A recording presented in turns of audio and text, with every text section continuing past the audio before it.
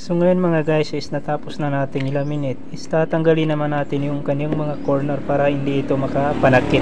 Okay, so dahil wala tayong magawa mga idol is ngayon ituturuan ko na lang kayo kung paano mag-laminate para sa mga hindi pa marunong mag-laminate or mag-operate ng laminating machine. So ituturo ko sa inyo mga guys kung paano i-operate yung laminating machine or yung tinatawag na laminator. So dito mga guys, mayroon siyang tatlong button dito or pindutanan. Ayan. So kapag pinindot mo dyan mga idol is forward, ibig sabihin pahigop yung kanyang kain. So pag ginanyan mo siya is iluluwa niya yung nilalaminate mo. Kapag gaganyan siya mga idol is cold laminating yung tawag, hindi siya mainit. So kapag mainit dapat ilagay niyo sa hot kung maglalaminate kayo ng ID na katulad nito. Ito yung tinatawag na laminating film. So kailangan natin isaksak muna yung kanyang wire. So sasaksak ko lang muna mga guys yung kanyang wire para mapagana natin. Yan, so ito turn on na natin siya mga idol. Ayan, so kung makikita niyo mga idol is umilaw yung pulang ilaw niya. So kailangan naka-hot yung setting niya mga idol. At naka-forward yung kanyang yung sa gitna, dapat nakalagay sa forward. So yung temperature niya mga idol, ito yung adjustan niya. Ito dito tayo mag-adjust.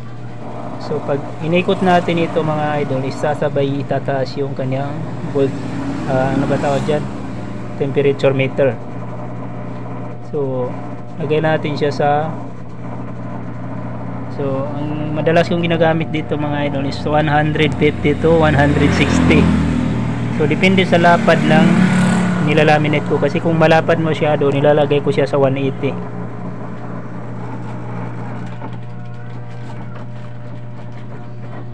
So nakadepende rin sa lakas ng inyong kuryente mga idol, kasi kung malakas din yung kuryente na gamit nyo, kahit sa mga 150 lang pwede na kayo mag set sa 150 to 130. Pero dito kasi sa amin hindi gaanong malakas yung kuryente dito sa amin. Tignan nyo yung fan, hindi na siya umiikot mga idol. Ayan, no? Hindi na maayos ang ikot niya kasi gumagana yung laminating machine. So hindi kaya ng kuryente. So mahina yung kuryente dito sa amin, kaya ilalagay ko siya sa 160. Ayan. So ito mga idol, para safe, huwag nyo nang tanggalin ito, kasi ito yung cover niya para hindi mahawakan ng mga bata yung roller niya, kasi mainit masyado yan. Tignan niyo mga idol yung fan, hindi siya gumagana, hindi nag-iikot kasi hindi kaya ng kuryente. I-off ko muna siya, hindi kaya ng kuryente panda rin. Tignan niyo mga idol, kanina pa hindi pa rin nag-ilaw yung green. So kapag nag-ilaw na yung green mga idol, pwede na natin isalang yung ID na nilalaminate natin or gusto nating ilaminate. So ilagay natin siya sa 160 mga idol. So hintayin muna natin mga idol na mag-ilaw yung green, kasi pag nag-ilaw na yung green na ilaw mga idol, palatandaan na pwede na natin isalang yung nilalaminate natin. So ito yung ilalaminate ko ngayon mga idol, itong ID na ito. So kailangan ko lang i-cut ito kasi masyadong malaki yung laminating film. So maliit lang yung ID na ilalaminate ko.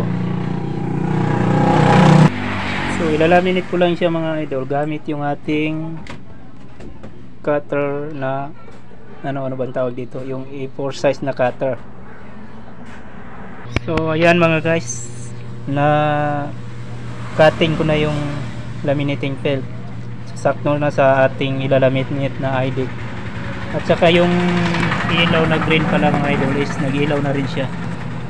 Yan, hindi siya masyadong makita. Oh, ayan. Ayan. Nag-ilaw na siya mga idol. Ibig sabihin, kapag nag-ilaw na yung green mga idol, pwede na nating isalang yung ating nilalaminate na ID. Ayan. Ayan.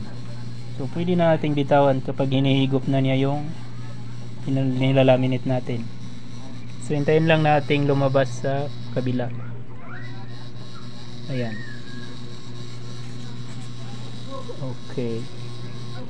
So tingnan niyo mga idol, okay na siya.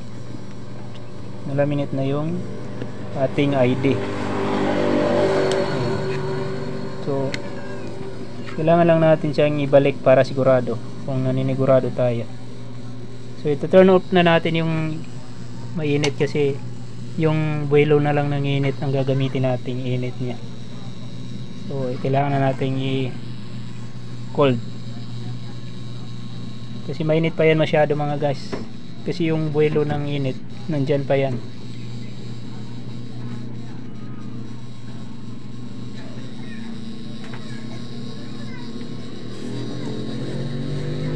Ayan. Okay na. Doon sa unang salang pa lang natin mga idol is talagang okay na talaga yung resulta niya. So kahit hindi pa natin yun inulit, okay na talaga siya. Pwede na siya. So ibalik na natin siya sa minimize. So kailangan na natin siyang i-turn off mga idol dahil tapos na yung ating paglalaminate. So ngayon mga guys is natapos na nating ilaminate, is tatanggalin naman natin yung kanyang mga corner para hindi ito makapanakit.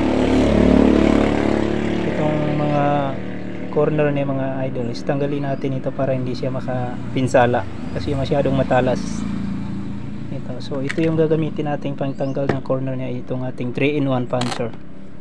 Sa mga gustong bumili nito pala mga idol is ilalagay ko yung link ng product na ito sa video description para mabili niyo, pati yung link ng ating laminator ilalagay ko para kung gusto niyo bumili ng laminator machine is pindutin nyo lang yung link na ilalagay ko para diretso na kayo doon sa shop. So ayan, isasalang lang natin mga idol para matanggal yung kanyang corner. Ayan. So yun mga idol, tanggal na yung kanyang corner. So sa kabila naman mga idol,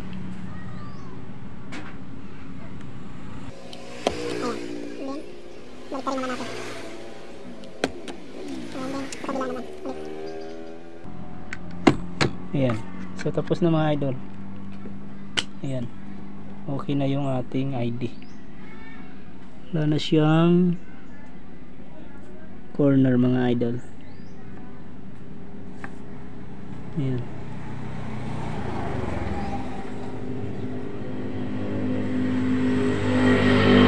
So hanggang dito na lang mga idol. Sana ay meron kayong natutunan sa ating tutorial ngayon.